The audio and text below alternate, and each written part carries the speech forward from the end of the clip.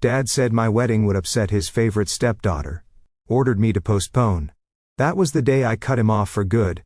You need to cancel your wedding, my father said, barely glancing up from his iPad. I'm sorry, what? The wedding is in 2 months. Elviana just got accepted to Stanford Medical School. We're throwing her a massive celebration party that weekend. The whole family needs to be there to support her. Dad, we sent out invitations 4 months ago. Every vendor is booked. People have made travel arrangements. I don't care, Quinn. Elviana's achievement takes priority here. I stood frozen in my parents' living room, certain I'd misheard. But the cold expression on my father's face told me everything I needed to know. My wedding, the day I'd been planning for over a year, meant nothing compared to my stepsister's accomplishment. Hi, I'm Tessa, and this is my story. But before I continue, I want you to understand something. I used to worship my father. He was my hero, my protector. The man who taught me how to ride a bike and cheered the loudest at every school performance. That man disappeared the day he married Diane. Let me back up. Growing up, life was simple and beautiful. My dad owned a successful construction company in suburban Atlanta. My mom was a school librarian with the warmest smile you've ever seen. My younger brother Matthew and I had the kind of childhood you see in movies. Backyard barbecues, family game nights, annual trips to the Outer Banks. We were happy. Then Mom got sick. Cancer. It took her fast. 18 months from diagnosis to funeral. I was 14. Matthew was 12. Dad was devastated, but he held us together. For 2 years it was just the three of us against the world, learning how to function without the woman who'd been our anchor. Then Dad met Diane at a business conference when I was 16. She was everything Mom wasn't. Mom had been soft-spoken and gentle. Diane was loud and commanding. Mom wore jeans and cardigans. Diane wore designer labels and too much perfume. Mom made us homemade chocolate chip cookies. Diane ordered gluten-free organic everything from Whole Foods. But Dad was lonely and Diane was persistent. 6 months after they met, she moved into our house with her 2 daughters. Elviana, who was exactly my age, and Paige, 2 years younger. The change was immediate and brutal. Elviana was perfect. Straight A's at our private school, captain of the debate team. Volunteer coordinator at the children's hospital. Every conversation at dinner became about Elviana's latest achievement. Elviana's future plans. Elviana's incredible potential. Meanwhile, Paige was quiet and creative, always. Sketching in her notebooks. She got lost in Elviana's shadow, just like Matthew and I did. My soccer trophies disappeared from the mantle, replaced by Elviana's academic awards. Dad's home office, where I used to do homework while he worked on blueprints, became Elviana's private study space because she needed absolute silence for her AP courses. I was maintaining a 3.9 GPA while working 20 hours a week at a local coffee shop, saving money for college. But according to Dad, I should be more like Elviana, more driven, more focused, more everything. Matthew had it worse. He went from being Dad's fishing buddy to completely invisible. He started spending every weekend at friends' houses, anything to avoid watching the Elviana show. But nothing prepared me for what came next. Senior year, everything fell apart. I'd been saving for college since sophomore year. Every paycheck, every birthday check from relatives, every dollar went into my college fund. Dad had promised to match whatever I saved. That was our deal. Work hard, save money, and he'd help me get to a good school without crushing debt. By April, I had $15,000 saved. With Dad's match, that would give me $30,000 toward tuition at the University of North Carolina, where I'd been accepted into their journalism program. I was so proud. I'd done it myself, proved I was just as capable as perfect Elviana. Then, Elviana got into Georgetown. Diane threw an absolute fit about the tuition, $60,000 a year. How are we supposed to afford this? She's worked so hard for this opportunity. We can't let finances hold her back now. I should have seen it coming. Dad called me into his office one evening in May. Tessa, we need to talk about your college fund. My stomach dropped. Elviana's tuition at Georgetown is substantial, and Diane is right. We can't let this opportunity pass. So, I'm going to need to borrow your savings just temporarily. We'll pay you back within 2 years, I promise. Borrow? Dad? That's my money. I earned every cent of that. And I'm proud of you. But this is about family helping family. Elviana is going to Georgetown. You can go to Georgia State, it's more affordable. And it's a perfectly good school. What about your match? You promised plans change, Tessa. You're resourceful. You'll figure it out. He took everything. All $15,000 of my savings. No match, no loan paperwork, just gone. I ended up at Georgia State on a partial scholarship, working 2 jobs, one at a restaurant, doing social media for local businesses. I was exhausted constantly, watching my GPA slip while trying to pay rent and buy textbooks. Meanwhile, Elviana got a brand new Audi for maintaining her grades at Georgetown, not a used car. A brand new silver Audi A4 with a bow on top parked in our driveway, like a trophy. Your father just wants to support excellence, Diane told me when I came home for Thanksgiving and saw it. Maybe, if you'd pushed yourself harder, you'd have opportunities like Elviana. I graduated with honors 3 years later while working full-time. No car, no celebration. Dad and Diane were at Elviana's junior year awards ceremony in Washington, D.C. I told myself things would get better after college. I was wrong. I landed a great job at a marketing agency in Atlanta, got my own apartment in Virginia Highland, started building a real life for myself. I met Nicholas at a friend's rooftop party. He was this genuinely kind emergency room nurse who actually listened when I talked, who showed up to my work events, who made me feel valued for the first time in years. When Nicholas proposed after 2 years of dating, I was ecstatic. We planned a beautiful autumn wedding at a vineyard in the North Georgia mountains. Nothing extravagant. We were paying for it ourselves, but perfect for us. Intimate, meaningful hours. I called Dad the day after Nicholas proposed. "That's wonderful, sweetie," he said, and I heard real warmth in his voice. "When's the date?" "October 12th. The venue had a cancellation, so we got an amazing deal." "Perfect. I'll mark my calendar." "Do you need help with anything?" The question shocked me. "Really? Of course, you're my daughter, I'll cover the rehearsal dinner." For one shining moment, I had my father back. We sent invitations in June. Everything was falling into place. I found my dress at a boutique in Buckhead. Simple, elegant, exactly what I wanted. Nicholas's mom threw herself into helping with planning, treating me like the daughter she'd never had. My best friend Natalie, my maid of honor, was planning a bachelorette weekend in Charleston. For the first time in years, I felt genuinely happy. Then August arrived and everything shattered. "You need to cancel your wedding." Dad's words hung in the air of their expansive Buckhead house like poison. Diane sat beside him on their white leather couch, nodding along like a bobblehead. I'd stopped by to drop off final numbers for the rehearsal dinner. Instead, I walked into an ambush. "I'm sorry, what?" I managed. "Elviana just got her acceptance to Stanford Medical School," Diane said, her voice dripping with pride. "We're throwing her a celebration the weekend of October 12th. It's already planned. We've booked the Piedmont Driving Club. My wedding is October 12th. You've known this for months." "Well, you'll need to change it," Dad said flatly. "Elviana's achievement is a once-in-a-lifetime thing. Medical school at Stanford.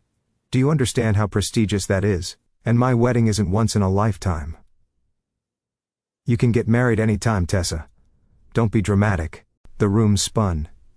"Dad, we've sent invitations. People have booked flights and hotels. The venue is paid for. Then you'll lose the deposit. Life happens." He shrugged, actually shrugged. "We're family. Elviana needs us there to celebrate this incredible achievement. Surely you can understand that." Diane leaned forward. "Honestly, Tessa, I'm surprised you're being so selfish about this. Elviana has worked incredibly hard. She's going to be a doctor. This party is important. My party is important. It's my wedding." "Another wedding," Diane said dismissively. "People have weddings every day. How many people get into Stanford Medical School?" The casual cruelty of it took my breath away. "Dad," I tried again, my voice shaking. "I've had this date for months. You offered to pay for the rehearsal dinner. You said you'd be there. And I will be if you reschedule. But if you insist on this date, you're asking me to choose between you and Elviana's celebration." He looked me dead in the eye. "I'm choosing Elviana." The words landed like a slap. "She's achieved something remarkable," Dad continued. "She's making something of herself. This is what I mean about being driven, Tessa. Elviana sets goals and crushes them. You could learn something from her work ethic. I was working 2 jobs through college because you stole my money." I wanted to scream, but Diane was already talking again. "We've already sent out save the dates for Elviana's party. The governor's office confirmed attendance. The dean of Stanford Medical School is flying in. This is a major event. You sent save the dates after you knew about my wedding." "We assumed you'd be reasonable," Diane said coldly. I looked at my father. The man who taught me to ride a bike, who'd held me when Mom died, who'd promised to always be there for me. The man who just told me to cancel my wedding for a party. "I," said, quietly. "What? No, I'm not canceling my wedding. October 12th is my day, it's been my day for months. If you choose not to come, that's your choice. Dad's face hardened. Don't be stupid, Tessa. You're throwing away your family over stubbornness. I'm not throwing anything away, you are. I walked out before they could see me cry. Nicholas was waiting in the car. The moment I got in, I broke down. They want me to cancel the wedding, I sobbed. For Elviana, for a party for Elviana. Nicholas's jaw clenched. They can't be serious. They're completely serious. Dad said he's choosing Elviana over me. Then we proceed exactly as planned, Nicholas said firmly, taking my hand. This is our day, Tessa, not theirs, not Elviana's, ours. The call started immediately. Dad phoned the next morning. I've thought about it, and here's my compromise. Attend Elviana's party and I'll come to your wedding. There at the same time, Dad. Leave your reception at 7:30. Elviana's party starts at 8. You can make it. You want me to leave my own wedding reception to go to a party? It's called being flexible, Tessa. Elviana's party is at the Piedmont Driving Club. It's 20 minutes from your venue. You could easily no, absolutely not. Then I guess I won't be walking you down the aisle. He hung up. Diane started next, calling from different numbers when I stopped answering. Her messages ranged from guilt-tripping to outright hostile. You're tearing this family apart over your ego. Elviana has done nothing but excel her entire life, and you can't let her have one special day. Your mother would be ashamed of how selfish you've become. That last one made me throw my phone across the room, but the worst was when they went after my vendors. My florist called confused. Tessa, I got a call from a Diane Henderson saying the wedding is canceled. She said there was a death in the family. I'm so sorry for your loss. There's no death. The wedding is still on. My stepmother is lying. Oh my God. Should I be worried about payment? Everything will be paid as scheduled. Please don't take any more calls from her. My photographer got a similar call. So did my caterer. Diane was systematically trying to dismantle my wedding from the outside. This is harassment, Natalie said when I told her. Like, actual criminal harassment. What am I supposed to do? Call the police on my stepmother? Maybe this is unhinged. Tessa, the real shock came from unexpected places. My Aunt Margaret, Mom's older sister, who'd been distant since Dad remarried, called out of the blue. I heard what they're asking you to do, she said. Your mother would be horrified. Count me in for the wedding, sweetheart. And don't worry about the rehearsal dinner. I'll cover it. Your mom would want that. I burst into tears. Aunt Margaret, you don't have to. Yes, I do. Someone needs to show you what family actually looks like. Matthew, who'd moved to Colorado after college to escape the family drama, called next. I'm flying in, he said without preamble. Wouldn't miss it. Team Tessa all the way. And for the record, I've been waiting for you to finally stand up to them. Even Paige reached out via text. This is messed up, even for them. I'll be at your wedding. Elviana doesn't need another party. She needs therapy. The battle lines were drawn. Dad, Diane and Elviana on one side, everyone else on the other, but they still had ammunition. 2 weeks before the wedding, Elviana herself called. Tessa, I really hope you'll reconsider, she said in that fake sweet voice she used when she wanted something. It would mean so much to have the whole family there to celebrate with me. This is such a huge achievement, Elviana. I've had this date for months. But people have already RSVP'd to my party. The governor's office confirmed. This is a really big deal. My wedding is a big deal to me. Right, but this is medical school. Stanford Medical School. Surely you can see how this is more important. The casual dismissal of my entire wedding as less important than her party was stunning. More important to who? To everyone. I mean, it's Stanford, it's medicine, it's obviously more significant than a wedding. I'm hanging up now. Wait, don't you care about being part of this family? I care about people who actually treat me like family. You're not on that list anymore. I blocked her number. The whisper campaign started immediately. Extended family members I hadn't heard from in years suddenly called, having heard both sides from Diane. According to their version, I was jealous of Elviana's success and had deliberately scheduled my wedding to overshadow her achievement. Never mind that invitations went out in June and her acceptance came in August. Some relatives bought it, others didn't. Your cousin Rita called me, Aunt Margaret reported. Said I should talk sense into you. I told her exactly where she could shove her opinion. The family was fracturing, and honestly, I was okay with that. I'd rather have 10 people who genuinely loved me than 100 who thought I should perpetually take second place. Here's where the story takes a turn. Remember how I mentioned I work in marketing? Well, my specialty is social media management and digital strategy. I understand analytics, reach, engagement, and privacy settings. Diane, bless her heart, did not understand privacy settings. She'd been posting constantly about Elviana's Stanford acceptance, humble brags disguised as proud mom moments. So grateful for this incredible opportunity with photos of Elviana in Stanford gear. Dreams really do come true with hard work, with screenshots of the acceptance letter. But she'd also been posting other things, photos from their recent trip to the Bahamas. Much needed family vacation. The resort looked expensive. Very expensive. Pictures of Elviana's new MacBook Pro. Every medical student needs the right tools. $3,200 well spent.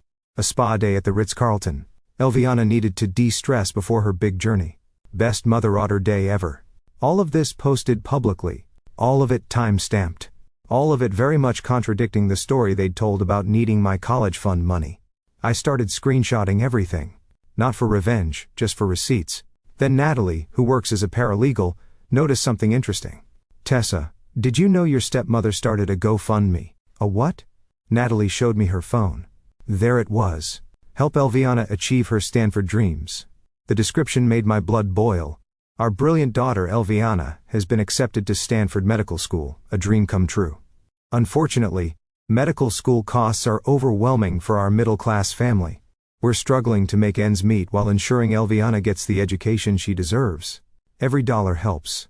Any contribution, no matter how small, brings us closer to making her dreams a reality. We're so grateful for your support during this challenging time. Middle class. Dad's construction company was worth millions. Challenging time. They'd just gotten back from the Bahamas. Look at the donations. Natalie said they'd raised $12,000 in 3 weeks. Neighbors, Dad's business associates, people from their church, all contributing to help struggling Elviana afford medical school. While spending my college fund money on vacations and luxury goods. This is fraud, Natalie said flatly. Like textbook fraud. They're misrepresenting their financial situation to solicit donations. I didn't want to get involved. I was trying to focus on my wedding, on my future with Nicholas, on moving forward, but Natalie had other ideas. "I'm not letting them get away with this," she said. "They stole from you. Now they're stealing from everyone else. Natalie, you don't have to do anything, but I'm sending these screenshots to every single person who donated." And she did anonymously from a burner email address. Natalie sent a comprehensive package to every GoFundMe donor. The Bahamas vacation photos. The $3,200 laptop. Receipt, the spa day pictures, the country club membership renewal that Diane had proudly posted about, screenshots of their expensive home, their luxury cars, their lifestyle that screamed wealthy, not struggling. The subject line was simple. Where your donation really went. The backlash was immediate and brutal. Donors started demanding refunds. Comments flooded the GoFundMe page. Someone reported it to the platform for fraud. Within 48 hours, the campaign was shut down and under investigation. But I didn't know any of this was happening. I was in the final week before my wedding, dealing with last-minute details. Trying to process the fact that my father wasn't going to be there. Focused on starting my marriage on a foundation of joy rather than bitterness. Meanwhile, karma was working overtime. Someone, we never found out who, sent the GoFundMe screenshots to Stanford's financial aid office. Medical schools take financial fraud very seriously, especially when it involves incoming students and misrepresented family finances. Elviana's acceptance was put under review. Dad hired lawyers. Diane deleted her social media accounts. Elviana posted a tearful video claiming they'd been misunderstood and that family members were jealously sabotaging her success. The video got ratioed into oblivion. My phone started blowing up with texts from extended family members. "Did you see what's happening? Your dad and Diane are in serious trouble. Elviana might lose her Stanford spot." I turned my phone off and focused on what mattered. Marrying the love of my life. October 12th dawned absolutely perfect. Crisp autumn air, brilliant blue sky, the North Georgia mountains painted in shades of gold and crimson. The vineyard looked like something from a dream, rows of grapevines stretching into the distance. The old barn decorated with fairy lights and white flowers. I got ready, surrounded by people who actually loved me. Natalie crying while helping me into my dress. Aunt Margaret fixing my veil and telling me I looked exactly like Mom on her wedding day. Paige, who'd driven up from Athens despite the family drama, taking photos and telling me I was the most beautiful bride she'd ever seen. Matthew knocked on the door at 2:45. "Ready, sis?" Aunt Margaret was supposed to walk me down the aisle. We'd planned that after Dad's ultimatum. But Matthew had other ideas. Mom would want us both to do it, he said. One on each side. The two people who actually watched you grow up. I ugly cried for 5 minutes, ruining my makeup. Natalie had to fix everything. The ceremony was perfect. Aunt Margaret and Matthew walked me down the aisle while Canon and Dee played on strings. Nicholas, standing at the altar in his navy suit, had tears streaming down his face. His parents, his 3 brothers, his huge extended family, all there, all beaming, all celebrating us. My real family was there, the people who'd shown up, who'd chosen me, who'd stood by me, the people who mattered. Matthew gave a speech during the reception that had everyone crying. My sister Tessa has always been my hero, he said. After Mom died, she held our family together. She made sure I did my homework, came to my baseball games, taught me how to do laundry when Dad was too grief-stricken to function. She's the strongest person I know, and she deserves every happiness. Nicholas, you're the luckiest guy alive. Welcome to the family, the real family. Paige sat at a table sketching the ceremony, filling her notebook with beautiful drawings, because she knew I'd want to remember every detail. She gave me the notebook later. As a gift. I've kept every page. Nicholas's mom pulled me aside during dinner. I'm so sorry your father is missing this, she said, hugging me tight. But honey, his loss. You're the kind of daughter any parent would be blessed to have. Welcome to our family, Tessa. We're never letting you go. The reception was everything I dreamed of.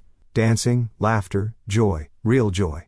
Not the performative kind that permeated every event at Dad and Diane's house. Around 7:30, Natalie pulled me aside, grinning. Don't check your phone, she said. But I thought you should know. Elviana's party isn't going quite as planned. The gossip came in waves throughout the night. Half their guest list hadn't shown up. Those who did come were apparently there for the drama, not the celebration.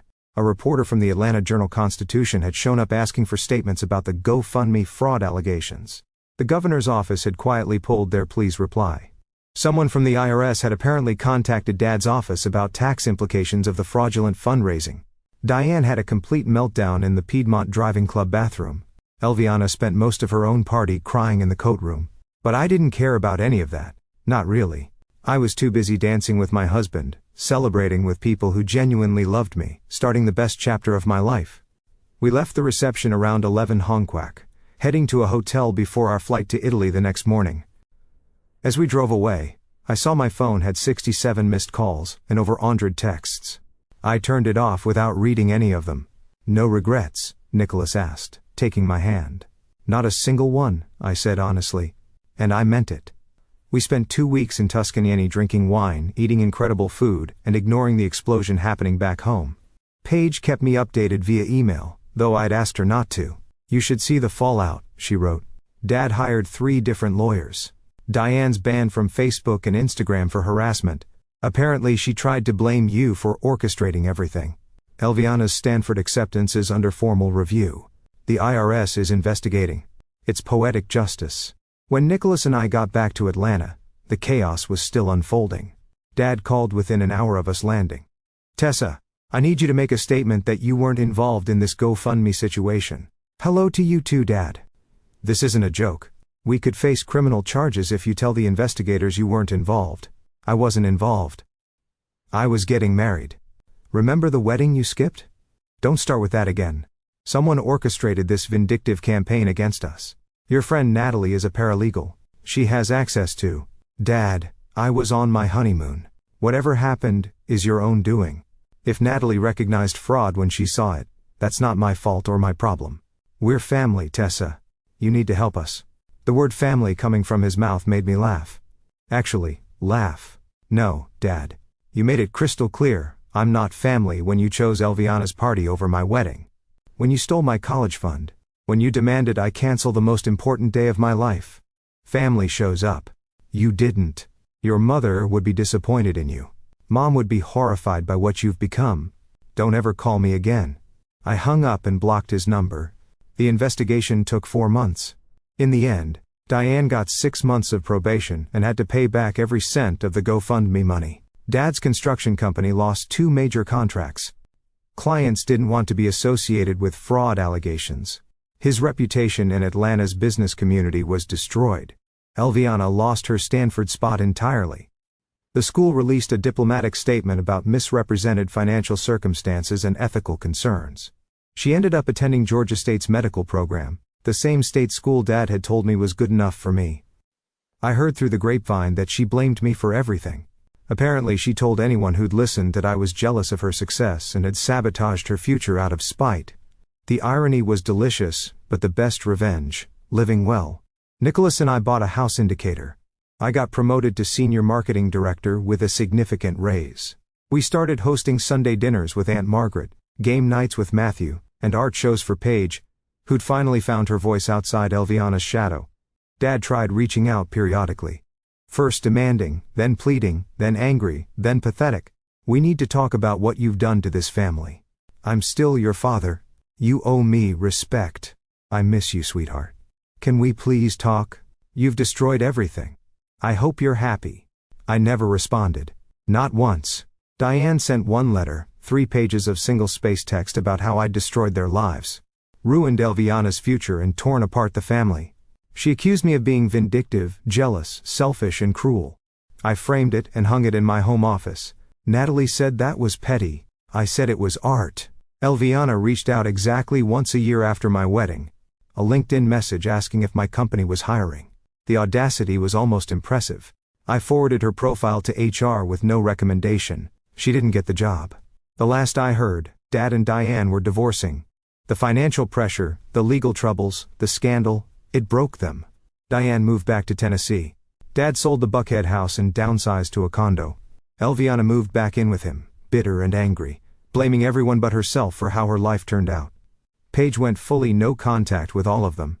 Following my example, she's thriving now. Got into SCAD for illustration, has a growing freelance business, actually smiles when you see her. People sometimes ask if I regret not reconciling. If I feel guilty about how everything turned out, the answer is always no.